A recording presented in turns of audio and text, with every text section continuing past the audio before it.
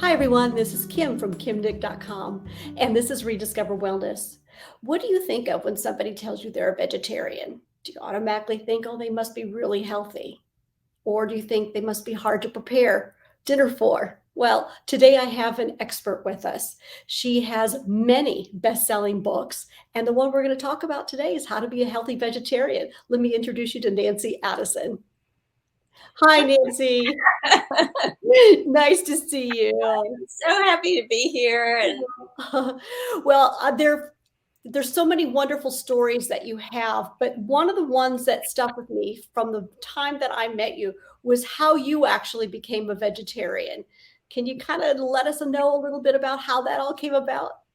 yes, I mean, I grew up in Texas on a pretty much Southern heavy barbecue meat, Southern fried chicken diet, and struggled my whole life with a lot of health issues after an overdose of penicillin at the age of 2. And that left me with acute anemia, which I struggled with pretty much the first 30 years of my life.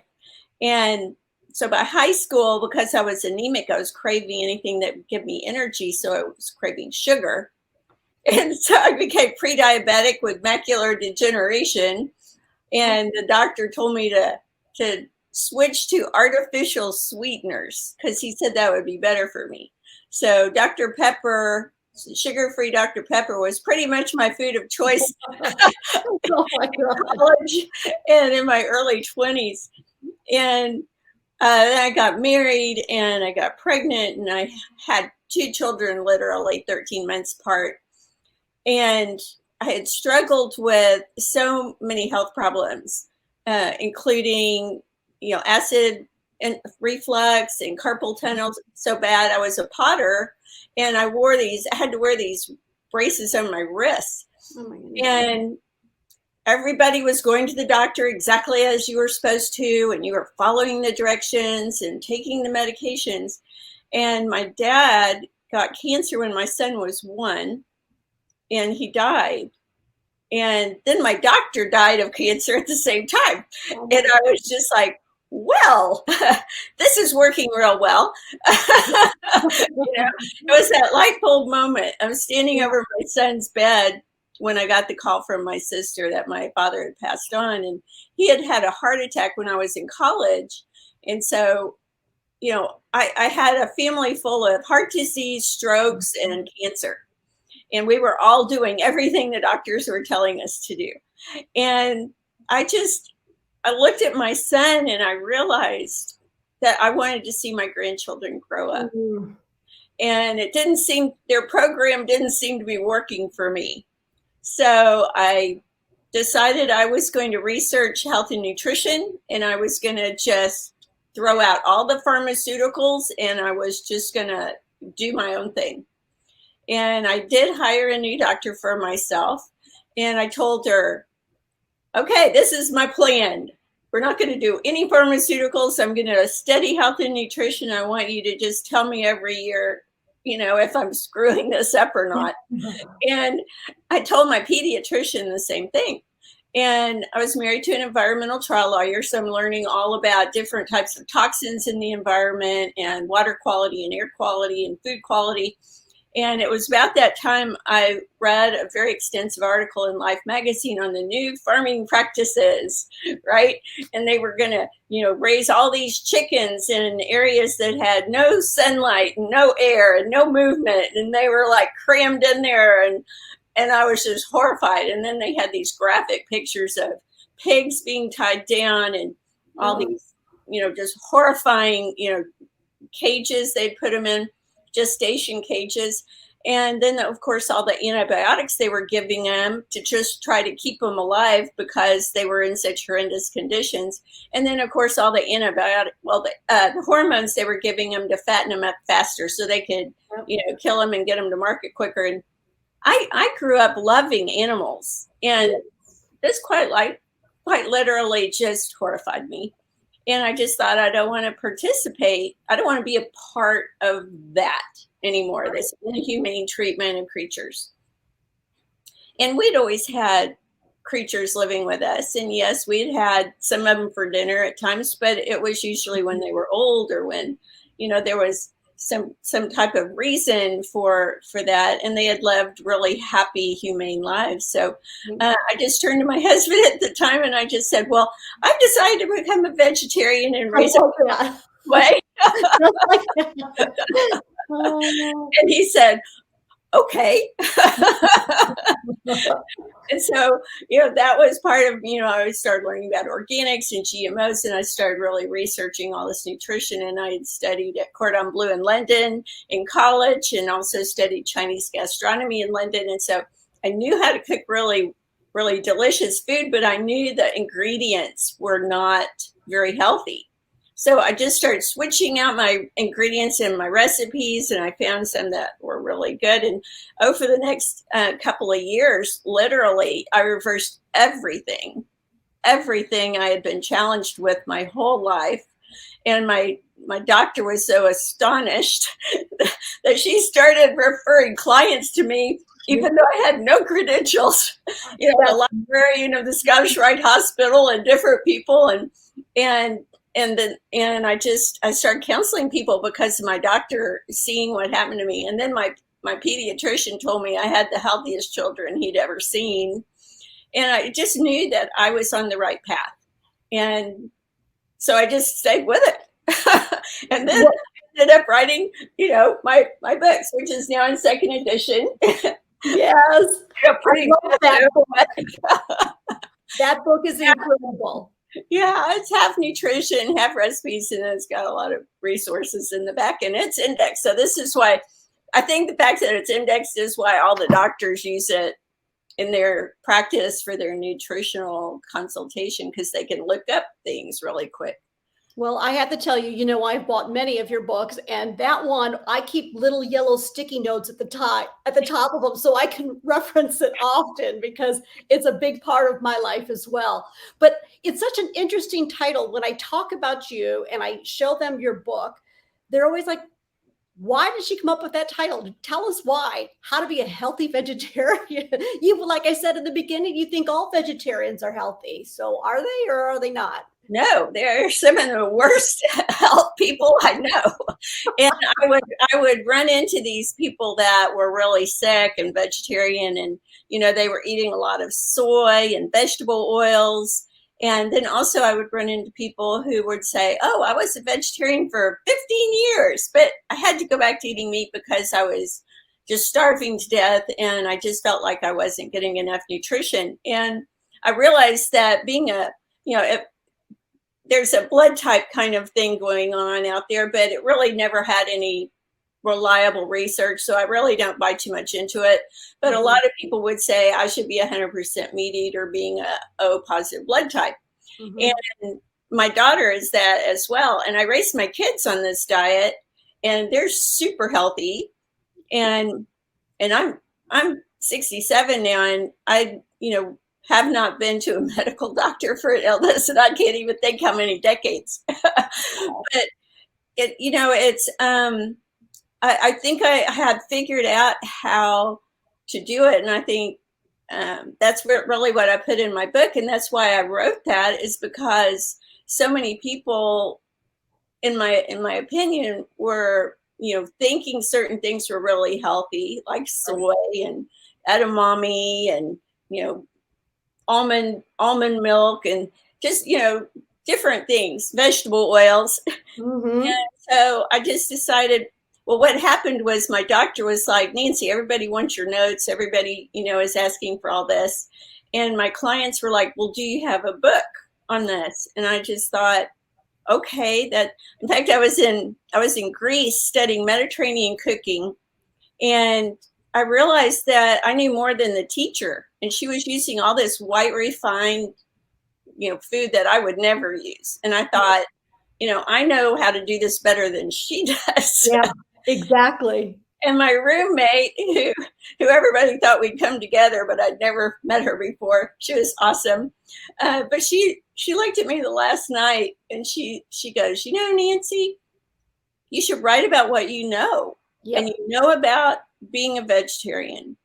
And I said, You're right. Because I had thought I was going to write a college book for Right. kids, because my kids were always calling me going, what do I buy? I Yeah. don't get sick. What do I do? Or how do I Yeah. start the kitchen? Or my friend wants to eat like me. What do I do? And Yeah. I kind of incorporated that a little bit into this book on, adding some, how to stock your kitchen, how to do grocery shopping, what is the best quick kitchen equipment, that's kind of at the back, kind of in the resources, but it's I'm one of these people that kind of is pretty comprehensive. Yeah. Well, but that was kind of my next question is people always ask, well, how do you start to become a vegetarian? So I guess number one is to buy your book. Number two would be to how do you start? I mean, do you just go cold turkey and eliminate all animal protein? And then, I mean, how do you suggest people become a Well, vegetarian? I think it depends on the person. And I think you need to look in your heart and see what you want to do. I did it cold turkey just because that was what I decided to do. Yeah. But, it's not necessarily that everybody has to be 100% vegetarian. I have a lot of people I've counseled over the years that, they'll tell me, oh, Saturday night I had some fish, or I just had to have that hamburger, or whatever. And I'm like, do not beat yourself up over this. You don't have to, there's no law that says you have to be 100% anything. And so what I teach people is how to eat more vegetables, how to choose more quality food. And then I really challenge them to, do one meal a day, do one day a week, do, breakfast every day. Maybe it's vegetarian, or do lunch every day. I have people that have bought my diabetes book, and they take turns picking out recipes and fixing them after they read a chapter or a paragraph together. And over the months, I hear that they all get off their medications and they're all well. And I think baby steps is a good way to do it. Start substituting mushrooms for meat in your old family recipes. I love that. Right? It's kind of meaty. Yep. It's super healthy for you, and helps you transition to, a little healthier diet. But it's been proven by Dr. Dean Ornish and also Dr. Esselstyn of the Cleveland Heart Clinic that the vegetarian diet literally reverses heart disease and prevents it. So there's a lot of reasons why it would be a good choice. It also reverses diabetes. Diabetes is a lifestyle and food disease. So, it help you be thinner. I mean, I gained a whole bunch of weight when I was pregnant. And of course I wasn't eating great then. And, children back to back, 13 months apart. I was like 50 pounds overweight when they were born. And I just lost that weight. Yep. Without even trying, and and I had great energy. So anyway, I can tell them one other thing about you is, and I've been with you out in the sun. We take walks together. I've sat next to you. You have the most beautiful skin, and you hardly have any wrinkles. And I'm like, I tell people that all the time. And so I think I mean, obviously, we've talked about, how you wash your face. Do you still use honey? Do you still use? I love that. That is fantastic. But I think also not only is it what you put on the outside of your skin, but obviously what you put on the inside of your body, because you just glow. And you've always been that way. And as long as I've known you, you've had this level of energy that people would love to have. And I think, again, it goes back to there's so many benefits of being a vegetarian, or mostly a vegetarian. So I do tell people, if they're going to eat meat, get quality meat. Exactly. Well, I've made almost all your recipes in your book, but is there one in particular that is your favorite? Oh my goodness, that's a hard one. Because they're all like little babies. All my favorites in the book. But I have a broccoli lasagna in there that is fabulous, and people send me pictures of their lasagnas they've made. I had my friend in San Antonio, my horseback riding friend that I grew up with. She was going to a big dinner the other night, and she made 2 big broccoli lasagnas to take. And she said everybody just loved them. Oh, And amazing. so I would say that's a really delicious one. And there are other easier ones that are not quite as extensive as that. There's like a cabbage roll up that is like a mushy pork. I missed having certain dishes when I go to restaurants. So I was like, I love mushy pork and I can't have it anymore. So I invented one with cabbage and scrambled eggs, and it is absolutely divine. So, you know what? You brought up a good point. And I know one time you and I met up at a vegetarian restaurant, but do you find it difficult when you go out to find a vegetarian, or do you feel that restaurants these days always offer a nice vegetarian selection? It's really interesting. I think it's improved over the last 35 years.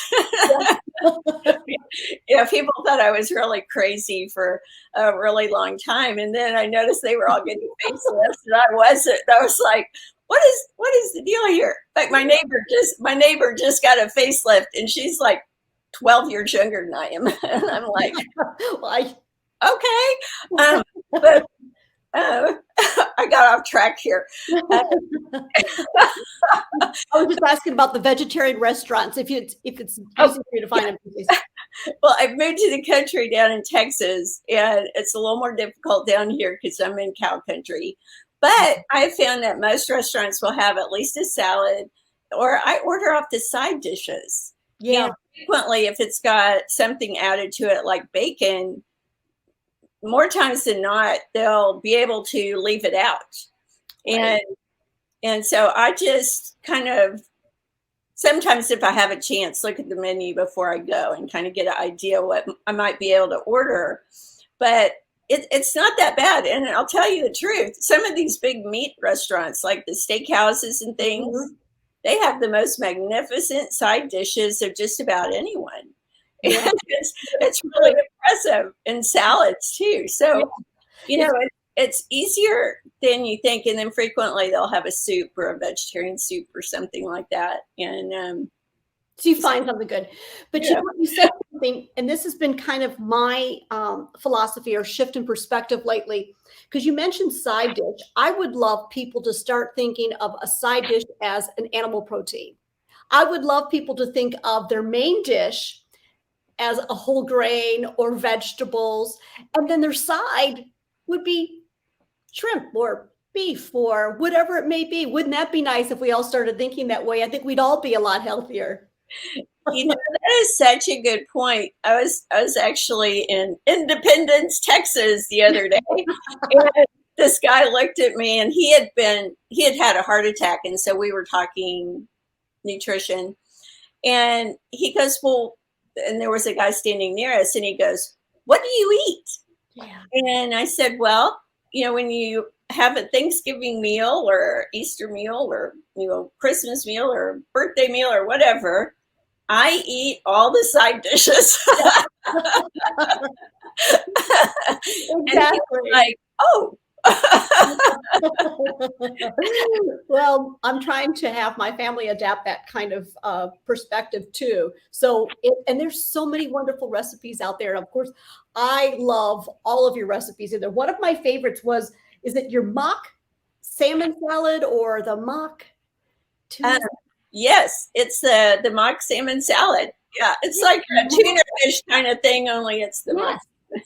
Yeah, that's one of my favorites. That is one of my favorites. Macadamia nuts, Also, which it makes it even healthier for you because the raw foods have the live enzymes and they aren't dead, and so it regenerates your health in your body. And so, being a raw food chef, that was one of my adventures in cooking. I've added a lot of those recipes to the book as well, including ways to convert things to be vegan if you so desire.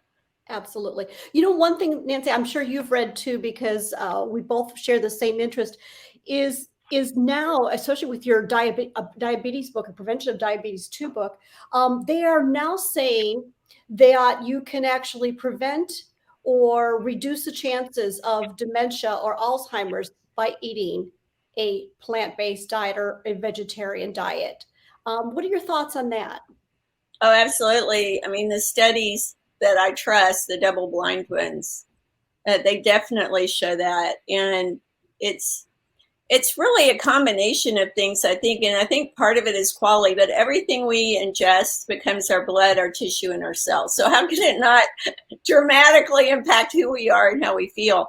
And I really believe our brain health is so important, and healthy fats are critically important.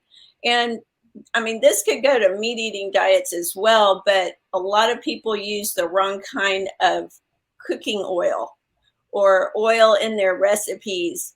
And a lot of them are, and you would consider it a vegetarian one, vegetable oils, but they are so high in omega-6s, and many of them have things like soy oil in them or canola oil, which is even if it says organic, it is a genetically modified oil. Mm-hmm. And that means it has a poison built into it. And also the corn oil is frequently one of these vegetable oils, and it's got a Bt toxin built into that genetically modified corn. And then, of course, they've had an amazing amount of herbicides and pesticides put on them that are very harmful. But they also put cottonseed oil in some of these vegetable oils, and cotton is not a food. No, it's true. And True. all of the cotton in the U.S. is genetically modified, has an amazing amount of pesticides put on it, and it's not a food. And yet they're putting it in these vegetable oils. And I think, part of it is what I teach people is it's not necessarily what you eat, but it's the quality of what you eat. And yes, what you eat is important, but these oils are a problem. Things like soy, which a ton of vegetarians and vegans eat, and that can cause serious problems. And so I think, addressing these types of things Mm-hmm. make a huge difference. But these healthy fats that you would get if you're not having these unhealthy fats that are frequently trans fats, they actually feed your brain. And so I have a really long chapter in almost all my books on healthy fats and, what to cook with and what do you use in a recipe and, how do you store them? Because a lot of oils will go rancid really quick, and people don't realize this. So some of it is just maneuvering the world of processed foods and buying things at the grocery store and having to trust them on what you are thinking you're getting. But I try to educate people on how to decide, is this oil better than this oil? Right. And why? And what do you look for? And take your reading glasses and read Read the small print. read those ingredients, which are usually pretty small print. They are. They're very small print. So I just have to also say, you do a lot of consultations, obviously. You had mentioned that, and you also have quite a list of celebrities that you have consulted with. So do you do one-on-one consultations still for people? I mean, or are you on to something else? Or tell us how we can get in touch with you. And I mean, we'll post everything on our page and below on the links and all your books as well. But what can listeners do now to get in touch with you? Well, thank you so much. That's a great joy for me. It makes my heart feel so good when I am able to work with someone one-on-one instead of a large crowd that I never can really connect with everyone. And then hearing the success stories are, make it all worthwhile. And so my website is Organic Healthy Life, life.com, which is what I think we all really want, right? True, exactly. And I have a free newsletter there you can sign up for. And I have a lot of information on there. And at the top of my banner, I have my iHeart Radio show podcast that is linked there. And I talk about a lot of the things that we talked about today. Yeah. As well as having a few others. And so I'd love to connect with people who are drawn to my message. Yes, I think there's going to be more and more once we start spreading the word even more. So, do you have another book coming up? I have 4 that are quite on the verge of being sent to my editor. I'm just one of these people that keeps adding more and more and perfecting it and rewriting things. But you got some coming up. There may be one in the near future. That's awesome. I don't know if I went kind of a different direction this time, but yes, my newest book, and it's art therapy for children. I actually used to be an art teacher, have an art degree, and I'm an international wildlife rehabilitator. yes. And I wrote this as an art therapy coloring book for children who are grieving the loss of a beloved pet, which is something I've struggled with all my life. That is so beautiful. I remember you and you had was it a possum in your backyard? He was Sammy. He was blind. Yeah. She was 6. So you actually live the way you teach other people to live. You actually have lived through all of this, and you know what you're talking about. Yeah, and I have some of those stories in my book. That's awesome. Mistakes along the way. Well, I'm going to ask you one question I ask everybody. If you were to go back to your 18-year-old self and give yourself one piece of advice, what would that be? Be a veterinarian. Yes. I agree. Well, Nancy, thank you so much for being with us today. I really appreciate you and your message and the education you bring to all of us. And you're such a sweetheart. Well, I love you, and I'm just so happy to connect with you. And yeah, not let so much time go between. Exactly. I'll see you soon. Thanks, Nancy. Bye-bye. Thanks for having me. It was an honor. Thank you.